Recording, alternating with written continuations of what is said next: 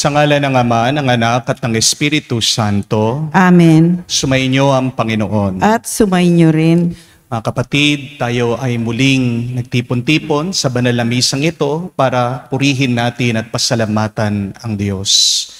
Kahit na gaano kahirap ang ating buhay, kahit na tayo minsan ay nawawalan ng pag-asa, kahit na minsan tayo ay naliligaw, nalilito sa buhay, alam natin na palagi nating kasama ang Diyos. Isang dahilan ng ating pagpupuri at pasasalamat sa Kanya ay ang Kanyang pagmamahal. Mag-ingat kayo mga kapatid pag hindi nyo na nararamdaman ang pagmamahal ng Diyos. Dahil dyan mag-uumpisa na manuot ang galit at inggit sa inyo. Meron ka bang kaaway ngayon? Meron ka bang kinaiinisan ngayon? Ang tunay na kalaban at kaaway natin ay hindi naman ang ibang tao, kung hindi nasa ating loob. Suriin natin ang ating puso, ang ating isip. Anong nangyayari sa ating loob? Yan ang ating iharap sa Diyos. Pagpatulong tayo na labanan natin ang masama na pumasok, nanuot, nananatili sa ating puso, kalooban at espiritu. Pag natalo natin ito sa tulong ng Diyos, magiging mas payapa tayo, mapupuno tayo ng tuwa, at magiging mas mabilis na dumating at aapaw ang grasya at pagpapala ng Diyos sa atin. Isang nagiging hadlang ng bendisyon ng Diyos, tandaan nyo, ay galit at puot. Kaya naman, aminin natin ang mga pagkakataon na kung saan may kinainisan tayo. Aminin natin ang mga pagkakataon na kung saan may kinamuhian tayo. Hilingin natin ang awa, pagpapatawad ng Diyos para makita tayong muling karapat-dapat makatanggap sa mga banal na misteryo. Inaamin ko Sa makapangyarihang Diyos at sa inyo mga kapatid, na lubha akong nagkasala sa isip, sa salita, sa gawa at sa aking pagkukulang. Kaya'y sinasamo ko sa mahal na Birheng Maria, sa lahat ng mga anghel at mga banal, at sa inyo mga kapatid na ako'y ipanalangin sa Panginoong ating Diyos. kaawaan tayo na makapangyarihang Diyos, patawarin tayo sa ating mga kasalanan, patnubayan tayo sa buhay na walang hanggan. Amen.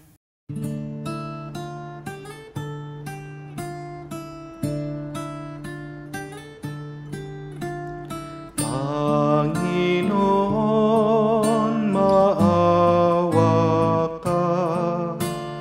Panginoon,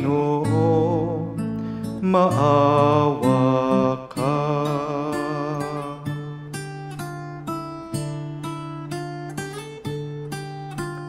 Kristo, maawa ka. Kristo, maawa ka sa amin. Panginoon, maawa ka. Panginoon, maawa ka. Gloria in excelsis Deo.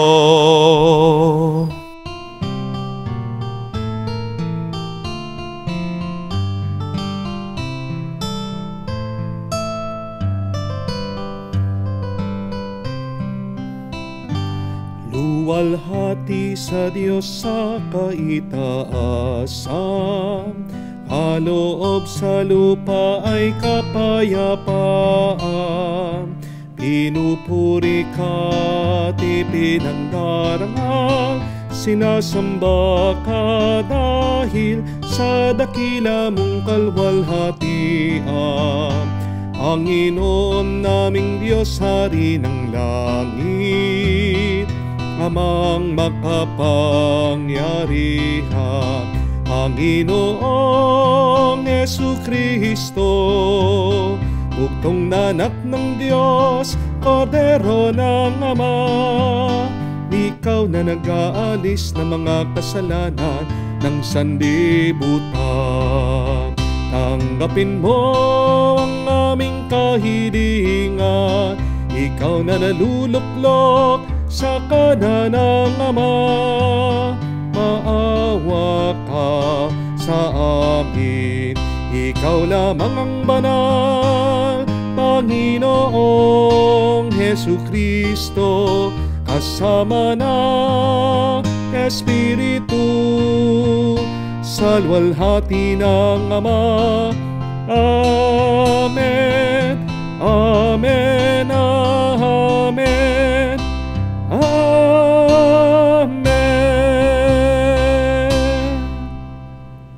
Manalangin tayo. Ama naming makapangyarihan, ang iyong pinakadakilang magagawa ay magpatawad. At ang iyong laging pinapakita ay pagkahabag. Padaluyin mo sa aming walang humpay ang kagandahang loob mong sa amin inilalaan, upang sa pagkakamit namin na pangako mong bigay, kami gawin mong kasalo at ipagkalob mo sa kalangitan sa pamamagitan ni Jesucristo kasama ng Espiritu Santo, magpa sa walang hanggan. Amen.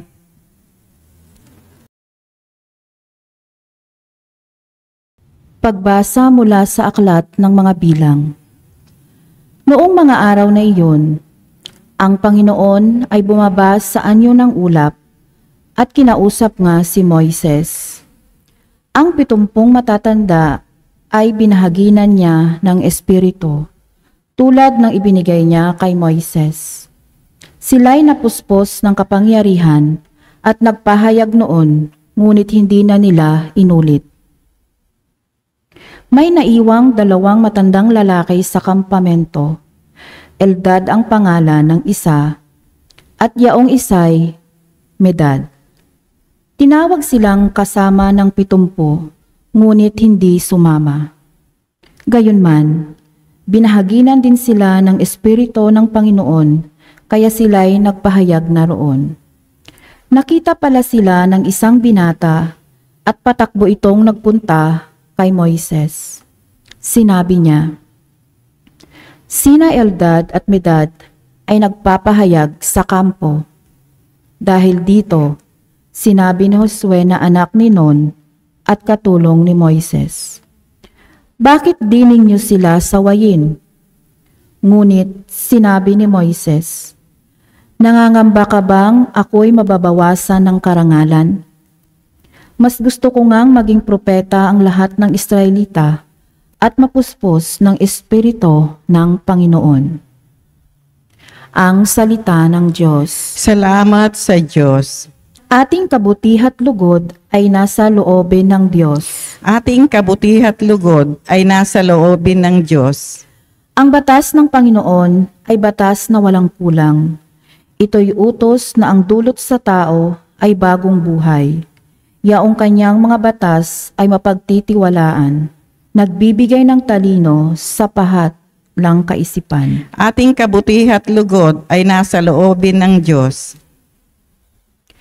Yaong paggalang sa poon ay marapat at mabuti. Isang banal na tungkulin na iiral na parati. Pati mga hatol niya ay matuwid na kahatulan. Kapag siya ang humatol, ang pasya ay pantay-pantay. Ating kabutihat lugod ay nasa loobin ng Diyos. Ang utos mo, Panginoon, sa alipin mo at lingkod, ay mayroong gatimpala kapag aking sinusunod. Walang taong pumupuna sa gawa niyang hindi angkop, kaya ako ay iligtas sa lihim na gawang buktot. Ating kabutihat lugod ay nasa loobin ng Diyos. Ang lingkod mo ay iligtas sa hayag na kasalanan, at huwag mo pong itutulot na ako ay pagharian. Mamumuhay akong ganap na wala ng kapintasan. Ako'y lubos na lalaya sa kuko ng kasalanan. Ating kabutihat lugod ay nasa loobin ng Diyos.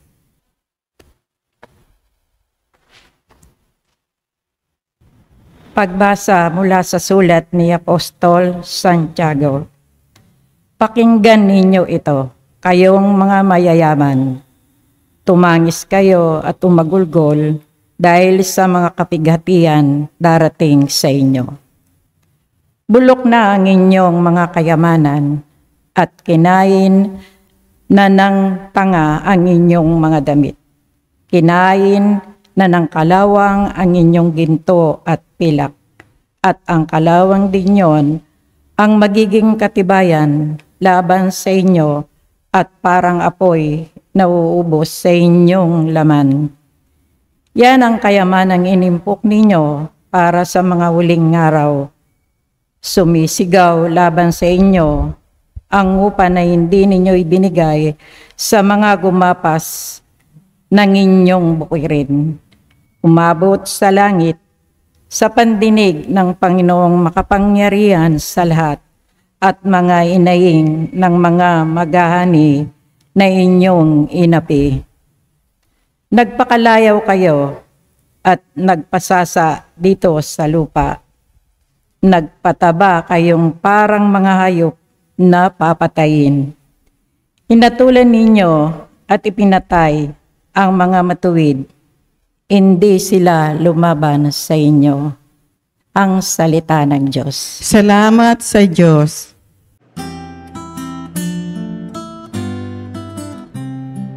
Alleluia, alleluia, alleluia, alleluia, alleluia, alleluia, alleluia, alleluia, alleluia, alleluia, alleluia. Amang Diyos ni Jesucristo, ang salita mo ay totoo, kami ay pabanalin mo. Aleluya, aleluya. Sumainyo ang Panginoon. At sumainyo rin. Ang mabuting balita ng Panginoon ayon kay San Marcos. Papuri sa iyo, Panginoon. Nung panong yun, sinabi kay Jesus ni Juan, Guro, nakakita po kami ng isang taong nagpapalayas na mga demonyo sa pamamagitan ng pangalan mo. At pinagbawalan namin sapagkat hindi natin siya kasamahan. Ngunit, sinabi ni Jesus, huwag niyo siyang pagbabawalan, sapagkat walang taong matapos gumawa ng kababalaghan sa pangalan ko, ay agad magsasalita ng masama laban sa akin. Sapagkat ang hindi laban sa atin ay panig sa atin.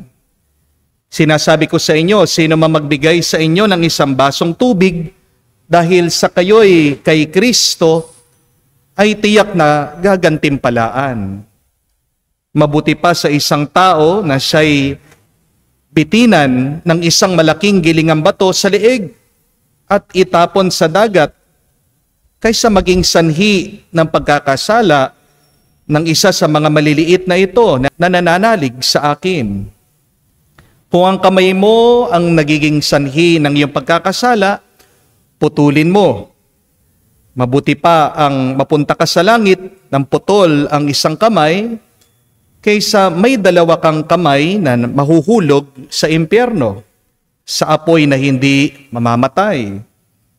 Kung ang paa mo ang nagiging sanhi ng iyong pagkakasala, putulin mo. Mabuti pa ang mapunta ka sa langit ng putol ang isang paa kaysa sa may dalawang paa ka na mahulog sa impyerno. At kung ang mata mo ang nagiging sanhi ng iyong pagkakasala, dukutin mo. Mabuti pa ang pumasok ka sa kaharian ng Diyos na bulag ang isang mata kaysa sa dalawang mata na mahulog ka sa impyerno. Do'y hindi mamamatay ang mga uod na kumakain sa kanila at hindi mamamatay ang apoy.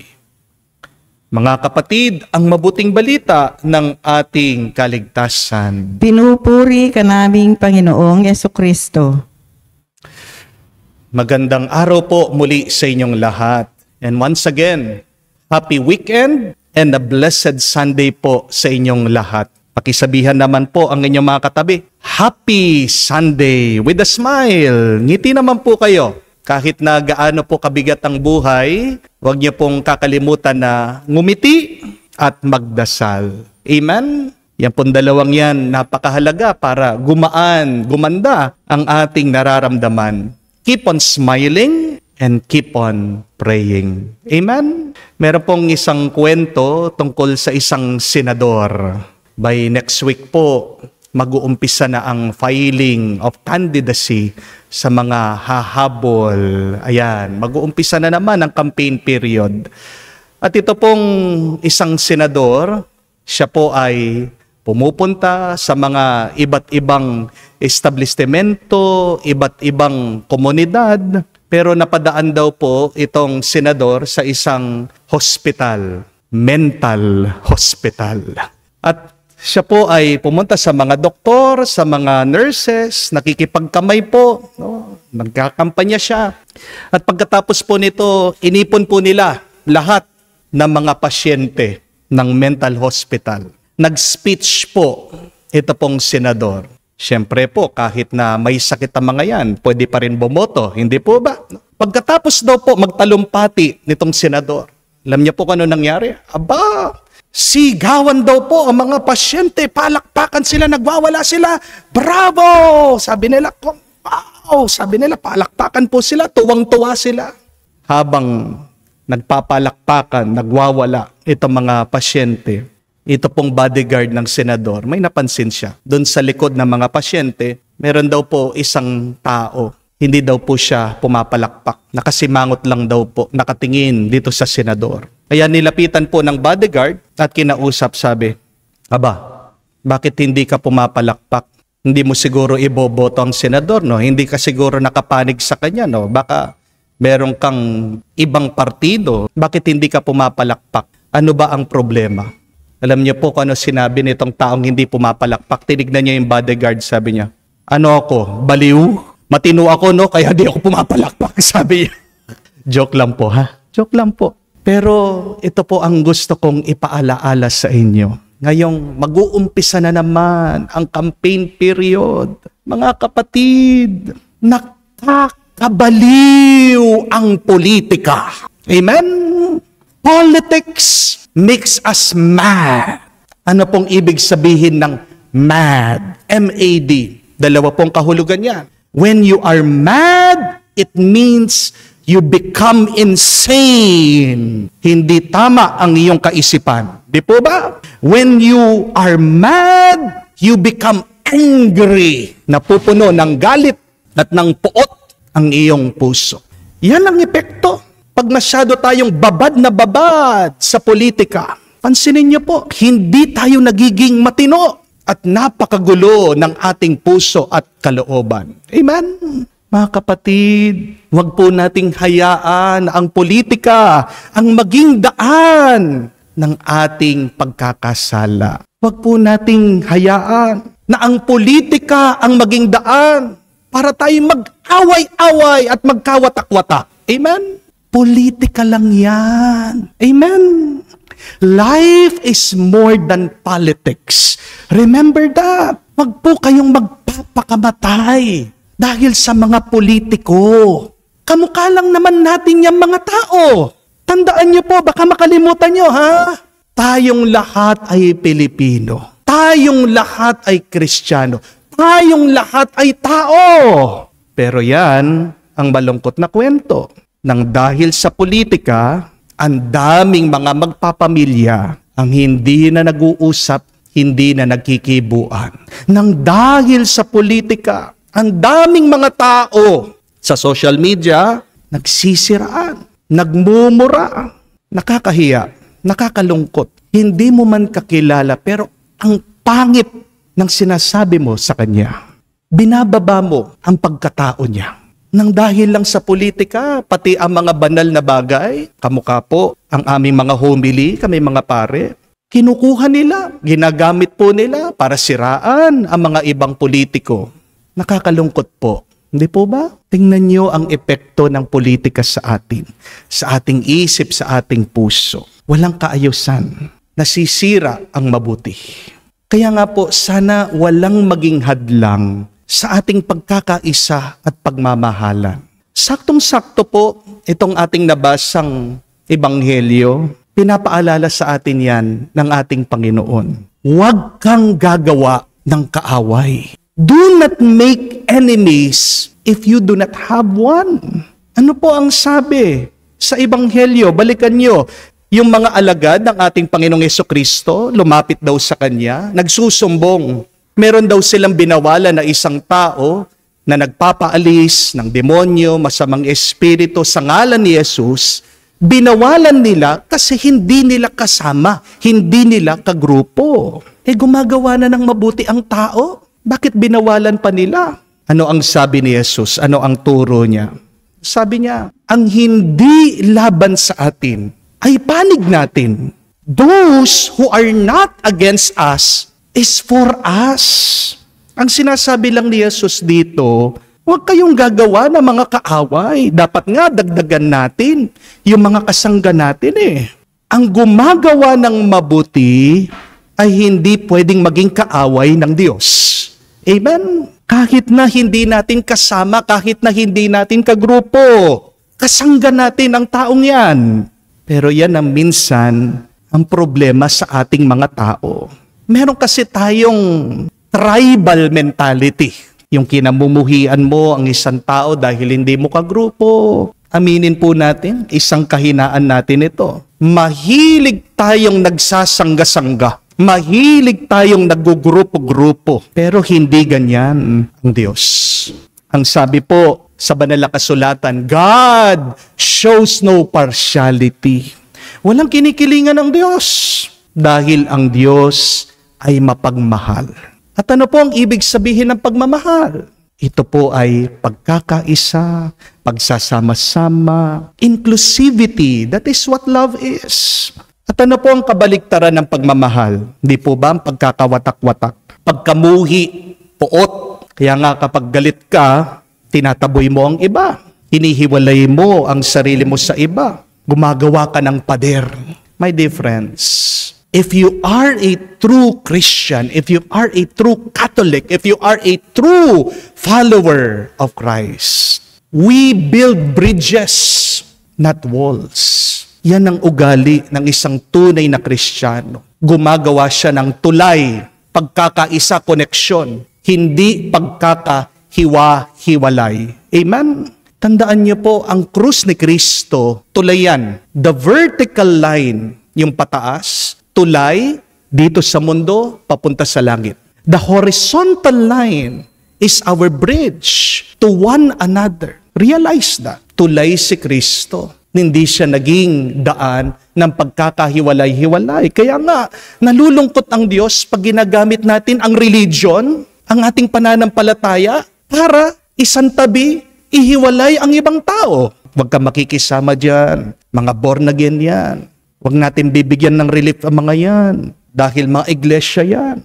Nakakalungkot po ito. Hindi ito kagustuhan ng Diyos. Amen? Huwag kang magsusuot ng krus kung ikaw ang nagiging dahilan para mag-away-away ang mga tao.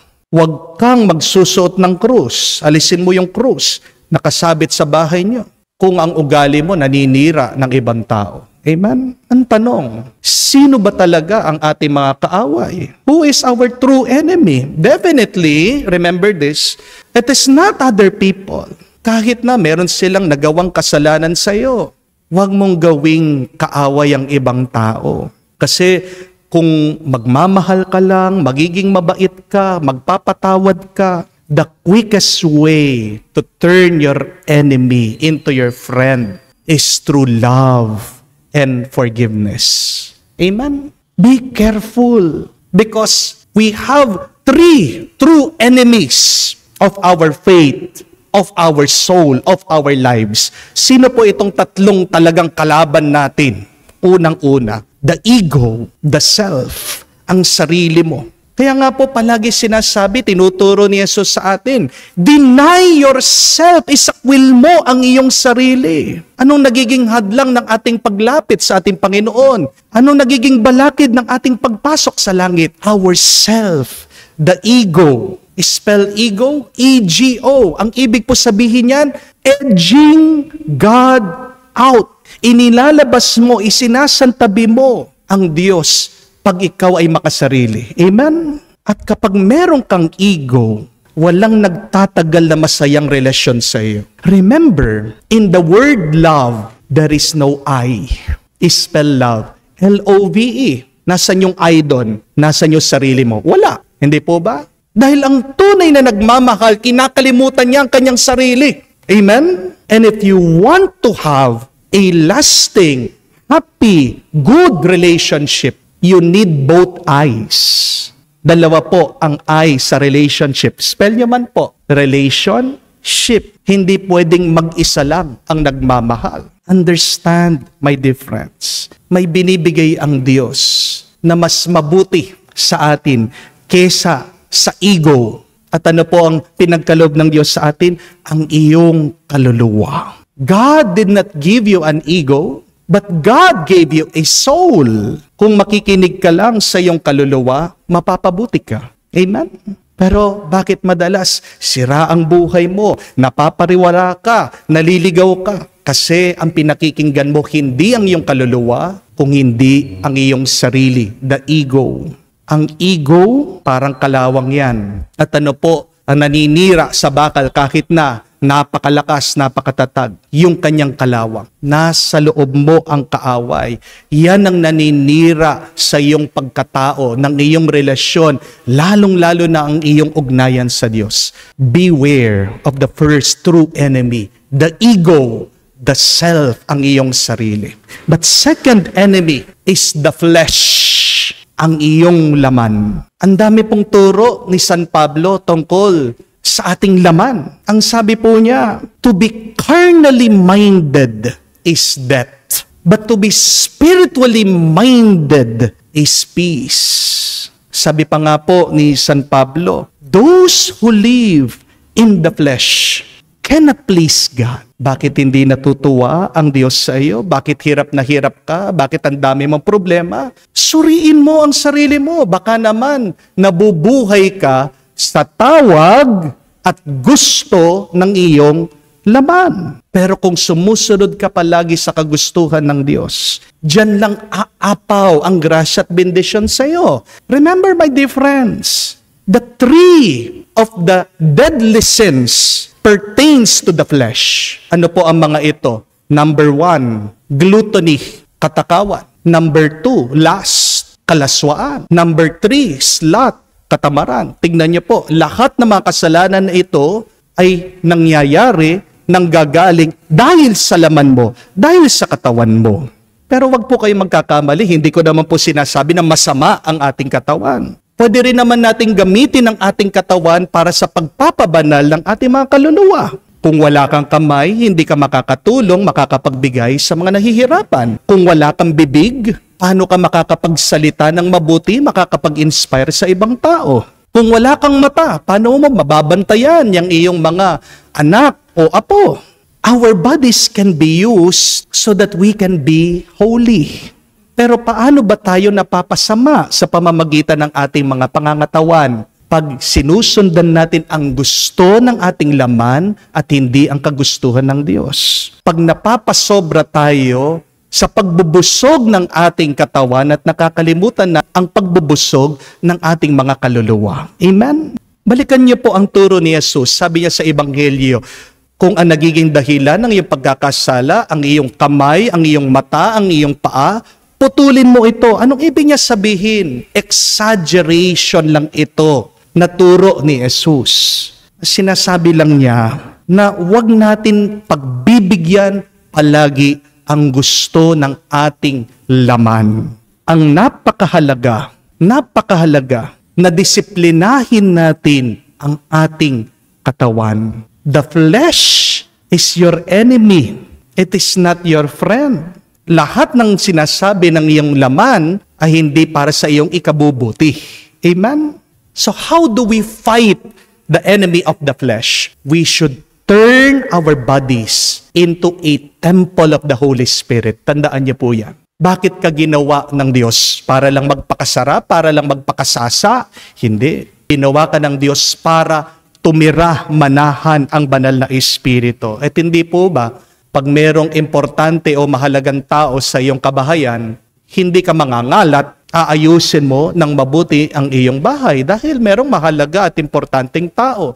Realize that the Holy Spirit is always with you. That is how you turn your body into God's temple. So always ask the Holy Spirit to be with you. Remember, your flesh is not your friend. It is your enemy. Your true friend is the Holy Spirit. Third and last enemy, the devil. Alam natin yan.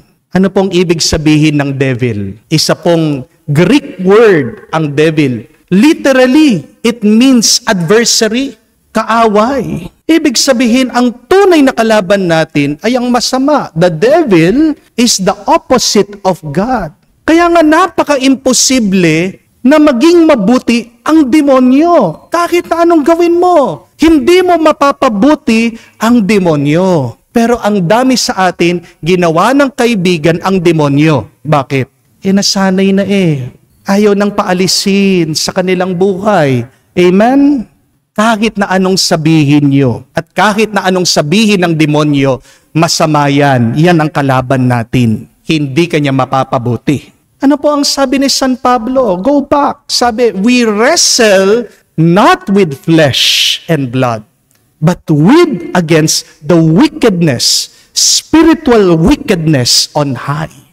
Ang talagang kalaban natin, hindi natin nakikita. Wala yang laman, wala yang dugo, wala yang katawan. Mismo ang masamang espiritu, ang kalaban mo, ang kaaway mo. So be careful of the devil. The devil also knows who you are. The devil knows your weaknesses. Kaya nga, yung kahinaan mo, yan yung palagi niyang pinapakita sa iyo. Yan yung tukso niya sa iyo. Matalinong demonyo. Tandaan niyo po, alam niya ang Biblia. Kilala niya ang Diyos. Pero anong pagkakaiba? Kahit na alam niya ang Diyos, kahit na memorize niya ang Biblia, hindi siya sumusunod sa alam niya sa Biblia. See, nakakatakot po yan. Kasi baka tayo, nagiging kamukha na natin ang demonyo. Kilala din natin ang Diyos. Alam naman natin kung ano nakasulat sa banal na kasulatan. Pero ang tanong, sumusunod ka ba? Ginagawa mo ba? How should we fight the devil? You always pray. Kaya nga po ang ating Panginoon, palaging tinitira yan ng demonyo. Ano mababasa nyo sa Biblia? Jesus always prayed. Ang tao na palaging nananalangin ay tao na malakas laban sa demonyo. Go to Mass. The highest form of prayer is the Eucharist. Amen? And pray the Rosary. Isa po sa kinakatakot ng demonyo ay ang pangalan ng ating mahal na ina, si Maria. Bakit? Kasi po, nakasulat din sa Biblia na si Maria ang pangalawang Eva, siya po ang tatapak, ang yuyurak sa ulo ng masama. Mary, the second Eve, will crush the head of the ancient serpent, the devil. Kaya kung gusto mong lumakas, ang iyong kaluluwa laban sa masama, magsimba ka palagi. Pagkatapos mo magsimba, magdasal ka, palagi mong kausapin ng Diyos. Do not neglect praying the Holy Rosary. Sino ba talaga ang kaaway mo? Hindi yung kapitbahay mo, hindi yung biyanan mo, hindi yung mga taong nagchichismis sa iyo. Huwag ka makikipag-away sa ibang tao. Wala ka naman talagang ibang kaaway kung hindi tatlo. Nandyan na malapit sa iyo. Yourself, the ego. Second, the flesh, ang iyong laman. At pangatlo, ang demonyo. Hindi natin matatalo ang tatlong yan. Gamit lang ang ating lakas. Kailangan natin ng isang supernatural na lakas. Kakaibang grasya galing sa Diyos. Kaya naman po, sa banal na misang ito, magpabasbas tayo muli sa ating mapagmahal at mabuting Diyos. Maniwala tayo na tayo ay palagi niyang pinagtatanggol sa masama. Mahal na mahal tayo ng Diyos. O sabihin natin sa Kanya, Panginoon, nagpapakumbaba kami, huwag mo kaming pabayaan, naway palagi mo kaming gabayan sa buhay na ito hanggang sa magpa sa walang hanggan. Amen. Sumasampalataya ako Ako sa Diyos, amang makapangyarihan sa lahat, na may gawa ng langit at lupa. Sumasampalataya ako kay Jesucristong iisang anak ng Diyos, Panginoon nating lahat. Nagkatawang tao siya, lalang ng Espiritu Santo, ipinanganak ni Santa Mariang Birhen, pinagpakasakit ni Poncio Pilato, ipinako sa krus, namatay, inilibing, nanawog sa kinaroroonan ng mga yumao. Nang may ikatlong araw, nabuhay na mag-uli, umakyat sa langit, naluklok sa kanan ng Diyos amang makapangyarihan sa lahat. Doon nagmumulang paririto at huhukom sa nangabubuhay at nangamatay na tao. Sumasampalataya naman ako sa Diyos Espiritu Santo, sa banal na simbahang katolika, sa kasamahan ng mga banal, sa kapatawaran ng mga kasalanan, sa pagkabuhay na muli ng nangamatay na tao, at sa buhay na walang anggan. Amen. Pinapaalala sa atin ng mga pagbasa ngayon ang tungkulin nating mamuhay alinsunod sa kautusan ng Diyos at paglaban sa lahat ng kagustuhang gawin ang pawang ninanais lamang natin bilang tao. Pagkat batid natin ang ating kahinaan at magpakumbaba tayong manalangin ngayon, sabihin, Panginoon, dinggin mo kami. Panginoon, dinggin mo kami. Naway lahat ng Kristiyano ay maging laging handang makipagtulungan sa lahat ng mga taong tapat sa pagtataguyod ng anumang mabuti. Manalangin tayo. Panginoon, dinggin mo kami. Naway maging bukas ang pag-iisip ng mga pinuno ng ating mga pamayanan, gaya ni na Moises at Jesus, sa pangunawa sa patnubay ng Espiritu at maging handa sa pagtalima sa kanyang gabay. Manalangin tayo. Panginoon, dinggin mo kami. Naway ang ating mga mandaragat at kanilang pamilya ay manatiling tapat sa kanilang pananampalatayang Kristiyano at mananatili ang pagmamahalan sa kabila ng kanilang pagkakalayo sa isa't isa. Manalangin tayo. Panginoon, dinggin mo kami. Sa katahimikan po ng ating puso, sama din natin pagdasal ang ating mga kapatid na humihiling na mabilis sa kagalingan, ang ating mga kapatid na lubhang nalulungkot dahil sa mga iba't ibang problema, ang ating mga kapatid din na naghihikahos at naghihirapan financially, naway buhay ng Diyos ang pag-asa sa kanila at maramdaman nila na hindi sila pinapabayaan ng Diyos. Panginoong Diyos, turuan mo kami magalak sa kabutihan ng iba at makipagtulungan sa kanila sa pagtataguyod ng mga pagpapahalaga ng kahariang tinatag ng iyong anak. Ikaw na nabubuhay at nagahari magpa kailanman. Amen.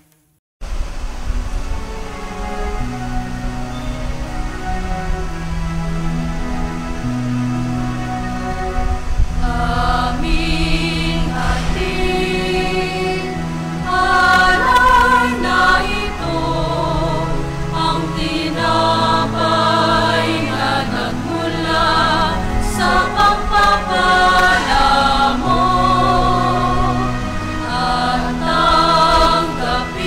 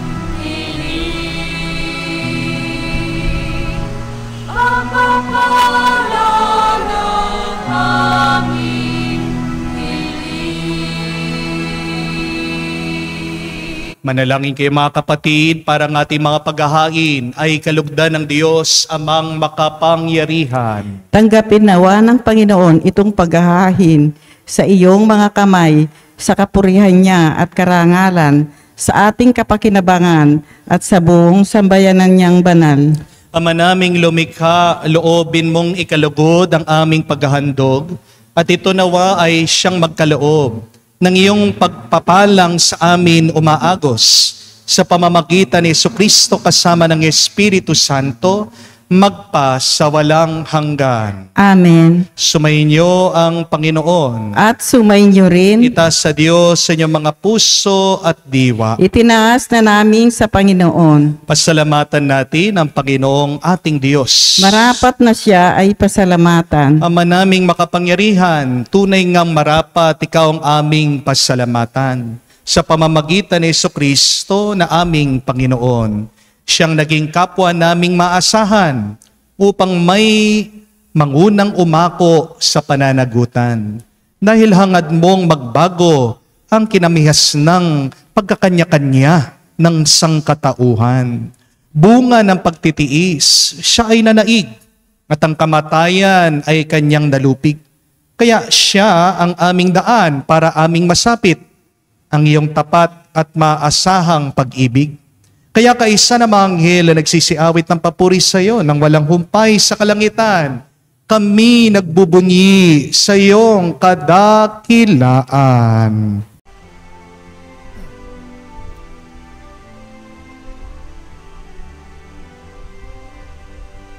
Santo, Santo, Santo, Panginoong Diyos ng mga hukbo, napupuno ang langit at lupa ng kadakilaan mo. Hosana, Hosana, sa kaitaasan, pinagpala ang naparirito sa ngalan ng Panginoon. Hosana, Hosana, sa kaitaasan. Hosana, Hosana, sa kaitaasan.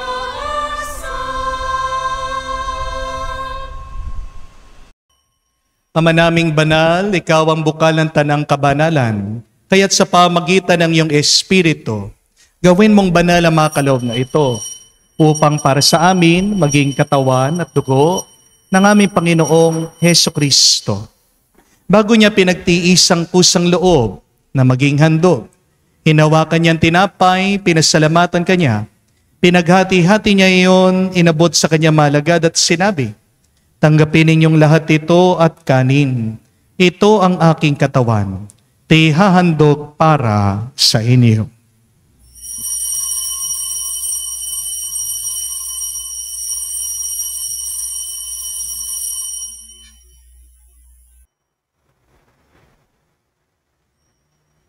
Gayon din naman na matapos ang hapunan, hinawakan niyang kalis, muli kanyang pinasalamatan. Inabot niya ang kalis sa kanya malagad at sinabi, tanggapin ninyong lahat ito at inumin. Ito ang kalis ng aking dugo ng bago at walang hanggan tipan. Ang aking dugo na ibubuhos para sa inyo at para sa lahat. Sa pagpapatawad ng mga kasalanan. Gawin ninyo ito sa pag-alaala sa akin.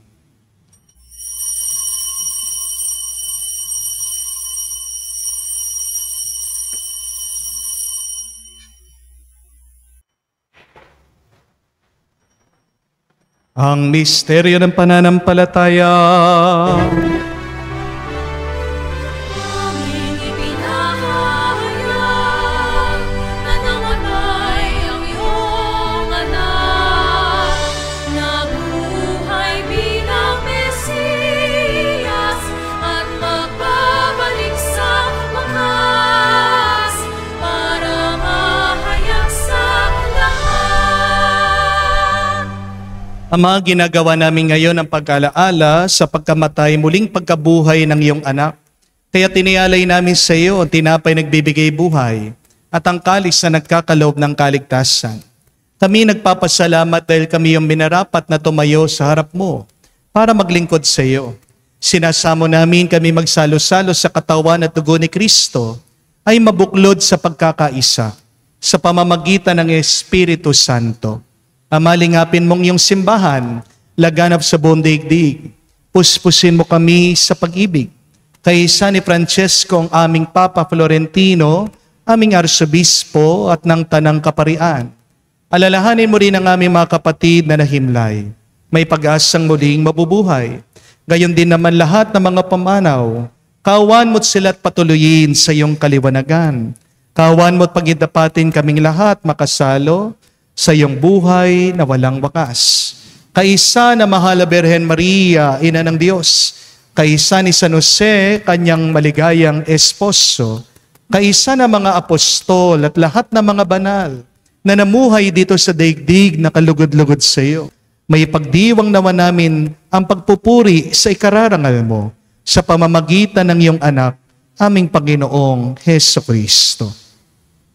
Sa pamamagitan ni Kristo, kasama niya at sa Kanya, ang lahat ng parangal at papuri ay sa iyo, Diyos Ama, makapangyarihan, kasama ng Espiritu Santo, magpasawalang hanggan.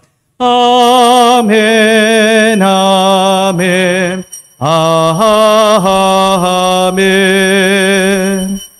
Sa nakakagaling na utos sa turo ni Jesus sa Panginoon natin at Diyos, ipahayag natin ng lakas loob.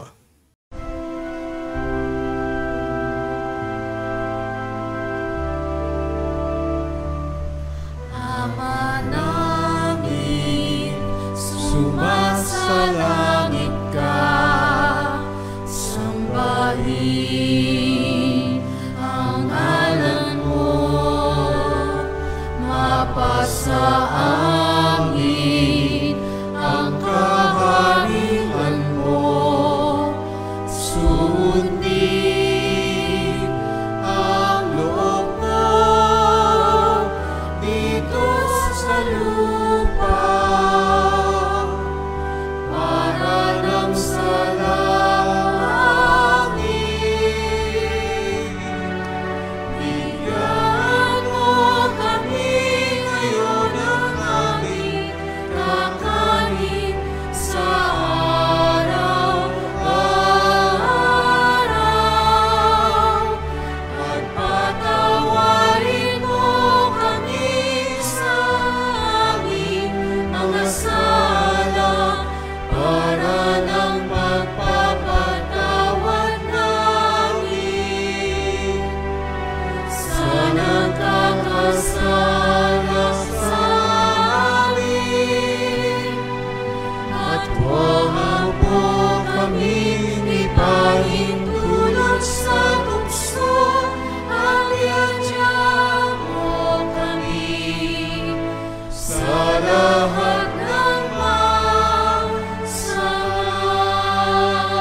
Hinihiling namin kami adya sa lahat ng masama, pagkalooban ng kapayapaan araw-araw, iligtas sa kasalanan, ilayo sa lahat ng kapamakan, samantalang aming pinanabikan ang dakilang araw ng pagpapahayag ng tagapagligtas naming si Heso Kristo.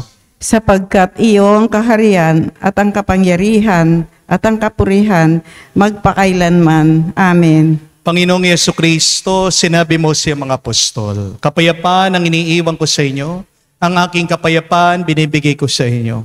Tunghayan mo ang aming pananampalataya at tuwag ang aming pagkakasala. Pagkalooban mo kami ng kapayapaan at pagkakaisa ayon sa iyong kalooban, kasama ng Espiritu Santo, magpa sa walang hanggan. Amen. Kapayapaan ng Panginoon ay laging sumainyo. At sumainyo rin. Magbigayan po tayo ng kapayapaan sa bawat isa. Pisuin niyo po, kapayapaan po sa inyong lahat. Kordero ng Diyos na nag-aalis ng mga kasalanan ng sanlibutan,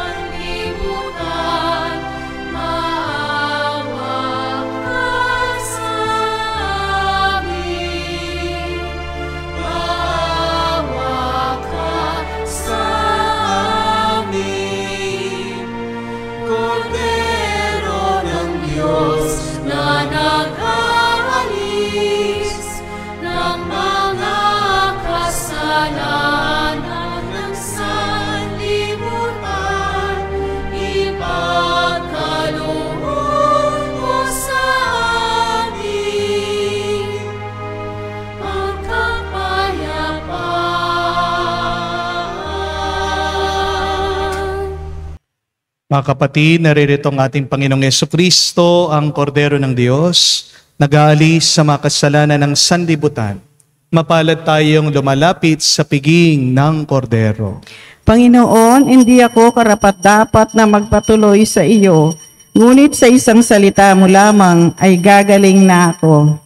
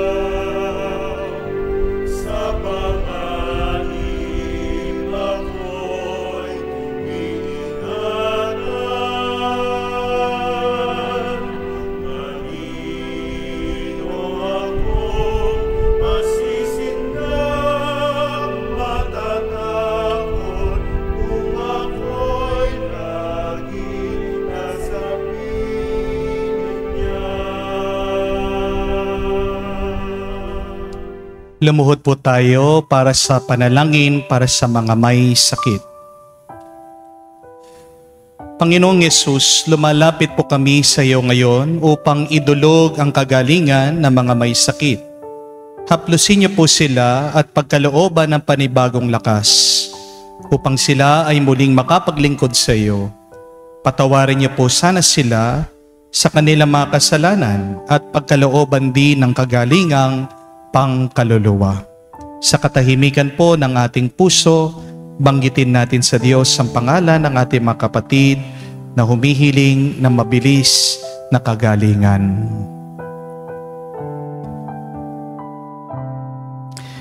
Hinihiling namin ito sa ngalan ni Kristo, aming Panginoon. Amen. Panalangin para sa mga OFW. Ama, pinapanalangin namin sa iyo ang natatanging kahilingan ng lahat ng mga nagtatrabaho sa ibang bansa. Tulungan mo sila bawat sandali ng kanilang buhay habang nasa ibang bansa. Palakasin mo sila kapag pinanghihinaan sila ng kalooban. Pagalingin mo sila tuwing nagkakasakit. Haluin mo sila kapag nalulungkot sila. Ilayo mo sila sa anumang masama at kapahamakan upang magpatuloy sila lagi sa kanilang buhay. Mapahalagan nawa ng kanilang mga pamilya ang bawat sakripisyo nila sa ibang bansa upang wag masayang ang kanilang pagpapagal. Kaawaan at pagkalooban mo ng biyaya ang lahat ng mga OFW dahil sa iyo lamang aasa at wala ng iba pa. Ang lahat ng ito ay aming sama-samang panalangin sa ngalan ni Jesus. Amen. Banal na mukha ni Jesus, kaawaan mo kami. Tumayo po tayo. Manalangin tayo. Ama namin mapagmahal, ang aming banal na pakikinabang ay magdulot nawa ng kagalingan sa aming katauhan upang kami makatambal sa kalwalhatian ng aming nilalahukan sa tinitiis na kamatayan, na aming ngayon pinapahayag sa ginanap na pagdiriwang sa pamamagitan ni Jesucristo kasama ng Espiritu Santo, magpa sa walang hanggan. Amen. May napakaganda pong kasabihan, sabi, a person who does not have any enemy within is a person who does not have enemy outside. Pag wala kang kaaway sa iyong kalooban, wala ka ding kaaway o kalaban sa labas, sa ibang tao. Mga kapatid, huwag tayong makikipag-away sa iba. Wala ka naman talagang kalaban. Mag-ingat tayo. Kapag dahil sa politika, dahil sa religion, o dahil sa pera, ari-arian, sumasama ang ating loob, nagagalit tayo, nagtatanim tayo ng puot, hindi yan kagustuhan ng Diyos. Tatlo lang talaga ang kaaway natin. Una ay ang ating sarili, the ego. Pangalawa ay ang ating laman. Pangatlo ay ang demonyo.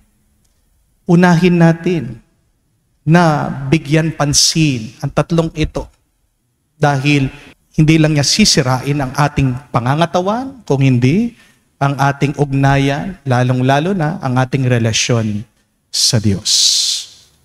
Kaya nga po, para sa ating assignment, ngayon pong linggo, bigyan natin ng pansin ang ating pagdarasal at panalangin. Please pray not only for yourself, but for the politicians, who wants to serve our country. Pray for other people. Pray for unity. Pray for peace. Yan po yung ating petition. Yan yung ating intention ngayon darating na linggo. Huwag sana maging dahilan ang politika para tayo ay magkasala. So we pray not only for ourselves, but we also pray for those who want to serve our country, want to serve the Filipino people. Sumayin niyo ang Panginoon. At sumayin niyo rin. Kayo ay basbasan ng Diyos makapangyarihan sa ngalan ng Ama, ng Anak, ng Espiritu Santo. Amen. Ang misa ay natapos na. Humayo kayo sa kapayapaan ni Kristo. Salamat sa Diyos.